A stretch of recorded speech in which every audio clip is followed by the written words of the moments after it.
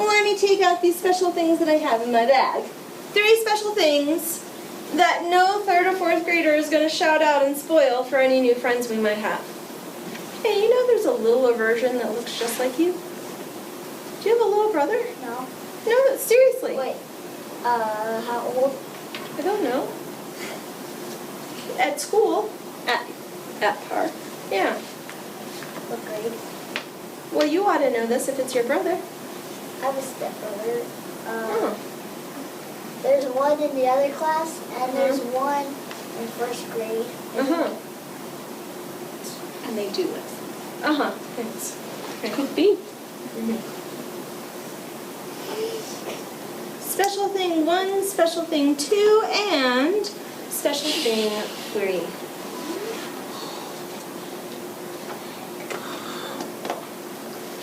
Thanks for not shouting out. Special thing 1. This is Joe. Joe happens to have something inside of his skull that you also happen to have. Oh, I see quiet hands, but I don't quite see bottoms.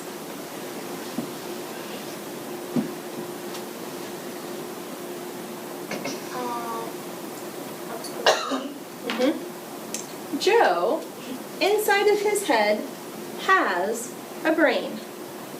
Please leave it. Now, Joe's brain is similar as well as different from your brain. Joe's brain, first of all, can come out of my hand. But Joe's brain is going to help us learn about your brain. Because Joe's brain is pinkish gray and bumpy. Your brain is also pinkish gray and bumpy. Joe's brain has 2 parts. Your brain also has 2 parts. Only I wouldn't recommend pulling them apart like that. Joe's brain has these 2 brown bumps. You also have these 2 brown bumps, and we're going to find them right now. So take out your fingers, put them on top of your ears. Put your fingers at the bottom of your ears.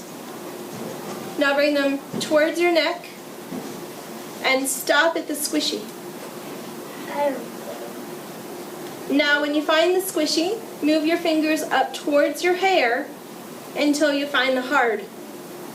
When you find the hard, that's your bone protecting these 2 brown bumps.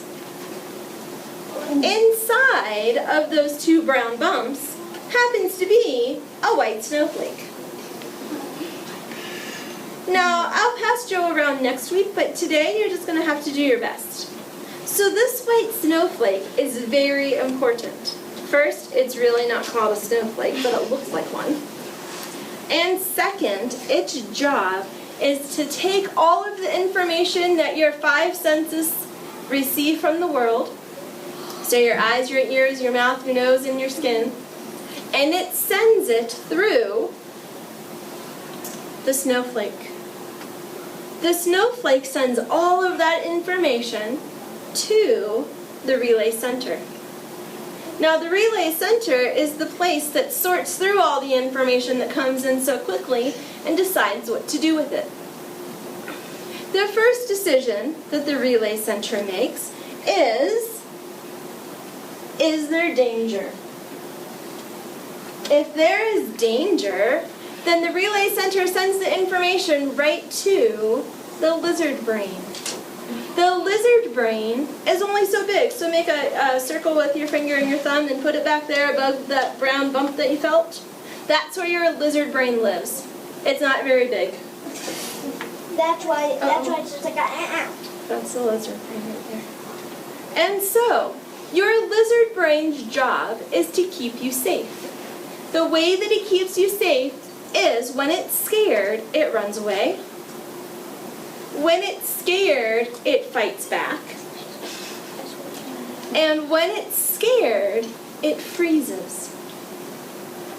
Its job is to react. It doesn't think. It only acts. So if you take your hand and you put it over a candle flame, if your lizard brain is working and is in charge, then the heat from the flame is going to go to the nerves in your skin. The nerves in your skin are going to send the information down your arm to the snowflake. The snowflake is going to send it to the relay center, and the relay center is going to send it to the lizard brain, and it's going to say, pull your hand away because it's hot. And it happens faster than you can even think. But if there is danger, if there is not danger, and your lizard brain is in charge, and it's reacting and there's no danger, then you're going to get in trouble. You're going to move your clip. You're going to get sent to the office. You're going to miss recess. You're going to get grounded. Something's going to happen if your lizard brain is in charge and there is no danger. For example, running in the hallway. No danger, you're going to get in trouble. For example, your friend pushes you in line and you push them back. There's no danger, you're going to get in trouble. And 2 rights doesn't make a right. 2 wrongs doesn't make a right. This is true. So just because they do it doesn't mean it's okay for you to do it. Ask them to stop, and if they do it again, tell teacher.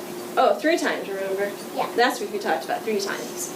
And so, the job of the lizard brain is very important because it keeps you safe. There's a stranger and they come up behind you and they try to grab you. You're going to kick and bite and fight and scream, right? You're going to fight back. That's your lizard brain doing its job. In school, I'm hoping that most kids feel safe. If you're feeling safe, then that means your lizard brain doesn't need to be working. Yeah. It doesn't need to. So Griff, here's the thing. Your lizard brain right now is forgetting that your wizard brain needs to be in charge. Okay? Not yet, but thanks. And so, lizard brain's job gets the information from the relay center, tells you to run, fight, or freeze. If there's no danger, you're going to get in trouble. Lizard brains also kind of mess with their shoelaces or play with their clothes or don't have their eyes on the person who's talking. That's kind of lizard brain stuff too, right? Now, we mentioned the lizard brain lives back here next to the relay center. Your brain, just to tell you, is not really painted green for sure, right? This is a difference. But the relay center could also send the information to the wizard brain. The wizard brain lives here in the front. So take your hand and put it on your forehead, take your hand away, and measure it to the lizard brain. Raise the one that's bigger. Nice listening. So the wizard brain, hands down, the wizard brain is bigger because the wizard brain is where you need to be spending most of your time. Because the wizard brain is the brain that you use when you learn math. It's the brain that you use when you follow directions. It's the brain that you use when you're learning to read or write or when you're kind and helpful to your friends. Your wizard brain, when it's in charge, is the part of the brain that helps you clip up and earn car tickets. It's the part of the brain that stops and thinks and takes a deep breath. The wizard brain slows down. The lizard brain is fast and it doesn't think. So what happens? Information goes to the snowflake. Snowflake sends it to the relay center. Relay center says, oh, this is a wizard brain decision. Information travels down the road, eventually makes it to the wizard brain, where you then stop and figure out what to do. Now, our kindergarten friends, just a second, our kindergarten friends, they only have one road that goes from the relay center to the wizard brain. Just one. So that means that it takes information a long time to get from back here from the relay center all the way up here to the front to the wizard brain. It takes a long time for that to happen. And so, in 3rd and 4th grade, because you had some practice last year already about your wizard and your lizard brain, you have more roads. Your roads, hopefully, are still 10. So that means that if this road is busy, the information can travel down another path. And that means that information gets to your wizard brain faster in 3rd and 4th grade than it does in kindergarten. And the more you stop and think and solve problems, the more you're building roads. So the more pathways. So I'm going to pause because apparently there might be some lizard brain decisions being made because I'm noticing that the frog is away. So take a look at your own self, make sure your body is crisscrossed in eyes and ears and voices and hands, and that you're doing your job to help your class earn a ticket. Now, I'm wondering if you can think of a time today that you stopped to think, took a deep breath, and solved a problem using your wizard brain. When you took care of business, you were responsible, and you followed directions. Can you think of a time when that happened? Today, or yesterday even. At football, when we were playing football, one of the people, he caught it.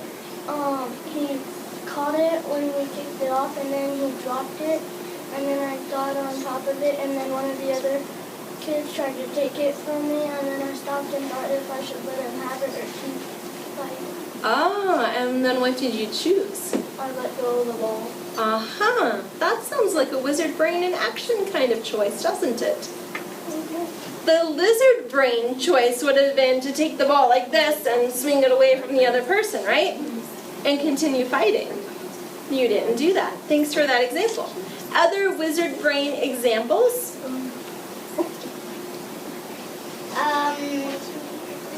Yesterday, when I was walking my dog and somebody else was walking their dog, because they had to cross the street to go to their house, but I didn't since I was on their side of the street. So I thought if I should let my dog bark or let him, or just tell him no. And I told him no. So your dog was using their lizard brain because they were afraid about something else. And their fight back is to bark. That's what dogs do when they're afraid. They bark. But your wizard brain was in charge because you slowed down enough and reminded him that it wasn't cool to bark. Right? Mm-hmm. Nicely done. Thank you. Yesterday when I was at the park and I was thinking I fell off and someone took my swing and I asked them if I could have a bat and they didn't, so I found the swing. Oh, so it was a small pot problem that your wizard brain took care of all by itself. Nicely done. Oh, I have a new question. This I'm curious to know, since we have so many wizard brains that are working, I am wondering if ever in the last day your lizard brain has been in charge. When you've shouted out, or when you've butted in line, or when you've pushed, or were, other such things.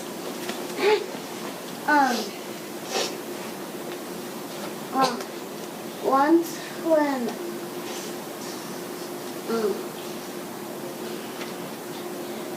me and my cousin Gabe were working in our room, my mom wasn't in the room with us. We started playing the game with the ball and we broke the light. Oh, that's a lizard brain choice, isn't it? Playing ball in the house. I do appreciate those quiet hands. I remember when me and my brother were fighting. Oh yeah, fighting's a lizard brain choice, isn't it? Yeah, we always do. Yeah. Thanks. One more lizard brain choice if you're crisscrossing on your bottom.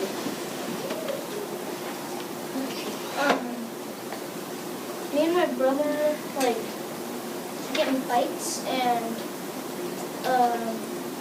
I use my lizard brain and I fight back. Oh yeah, it's a lizard brain. Now, I have a real life lizard brain story, only there was really danger. I was riding my bike in my neighborhood, and I turned the corner, and out of nowhere came this dog, barking and chasing me very quickly. And so, if my lizard brain would have been in charge, it would have stopped, would have said, there's a dog chasing me, what do I do about it? By that time, the dog's biting my leg, right? Fortunately for me, I have a lizard brain. And my lizard brain said, hey, there's a dog chasing you, you better go faster. And so I pedaled faster. That's running away. But man, that little dog was fast. And it chased her for like 3 blocks. And so, fortunately, my lizard brain kept me safe because I turned the corner and then it went home unsupposing. The next week I was riding my bike in that same neighborhood, only this time I brought a friend. My friend's lizard brain was also working because my friend's lizard brain said fight back. And so he shouted at the dog, ah! And then the dog's lizard brain took over and said, well, I don't know what to do about that because I'm scared. So he froze, and while the dog was freezing, we got away. 2 examples of the lizard brain keeping us safe with the same situations. Now, I am noticing that the clock on the wall tells me that so very quickly our time is coming to an end. So this is when I check in with the keeper, and I say, keeper, did your class, most of the time, most of the people, let their lizard brains be in charge? And so that means that your class chose to stay on their bottoms most of the time, right? It means that your class chose not to talk to their neighbor, right? It means that your class chose to have their eyes on the speaker and their hands to themselves. If this is true, then that means that your class has earned a very special Miss Downey Parr ticket to win the Wizard Hat Trophy, which I am going to take from this pocket, Mrs. Ford, and put it in this pocket. Okay. For the drawing. So this is the drawing pocket, and this is the did they earn it pocket. Now, I've been noticing Mr. Maker back there, and he's been taking some notes about maybe who's done their job exceptionally well and who did enough of their job for the class to earn a ticket. I found 6 people that I thought did an exceptional job. So you know what this tells me? That those 6 people get to make a choice. Those 6 people either get to double clip, because they clip up for doing exceptional and they clip up for helping their class, that they could choose 2 Parr tickets, or they could choose 1 clip and 1 ticket. Those 6 people on that list.